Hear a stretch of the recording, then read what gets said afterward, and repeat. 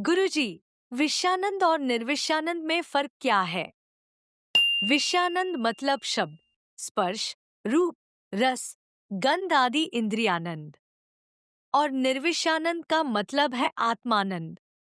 इंद्रिय आनंद तो वो है जब आप मानसिक अवस्था में हो।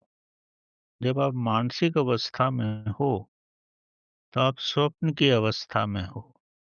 तो इस संसार में जो भी आपको अनुभव हुआ है, इंद्रिय अनुभव, वही आपके समक्ष आता रहेगा। और इस अवस्था को ही पार करना बड़ा मुश्किल होता है। दूसरी अवस्था तो बड़ी महान अवस्था है। जब ये अवस्था पार हो जाती है, जब आप मूलाधारा चक्र से ऊपर उठते हो, हमारे जितने भी संस्कार हैं वो मूलाधारा चक्र में ही अंकित रहते हैं। और जब कुंडली पावर मूलाधारा चक्र को क्रॉस करती है, तो वही सबसे कठिन समय होता है। जितनी भी विषय वासना है सब आपके सामने आती हैं। कितने वर्षों से, कितने जन्मों से जो भी आपने किया है, जब तक वो विलीन नहीं हो जाता, तब तक कुंडली पावर, कुंडली शक्ति जो है, मूलाधारा से स्वादिष्ट स्थान पे नहीं आ सकती।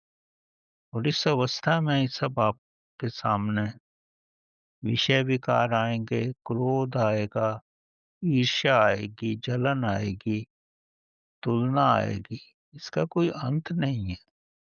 यही तो संसार की मुख्य समस्याएँ हैं और हर व्यक्ति इसी समस्या में उलझा रहता है। और मोस्टली लोग जब संसार छोड़ते भी हैं, तो इन्हीं इच्छाओं को लेकर ही छोड़ते हैं। और जिन इच्छाओं को लेकर आप संसार छोड़ोगे, तो एकदम आपका जन्म होगा और बचपन से ही यही इच्छाएँ आएँगी और इनकी वृद्धि होती रहेगी। ऐसे कई जन्म गुज़र जाएँगे और आप इसी में रहोगे, जब तक आप पूर्ण संकल्प से प्रभु के साथ एक होकर के मूलाधारा से स्वादिष्ट स्थान पे नहीं आते।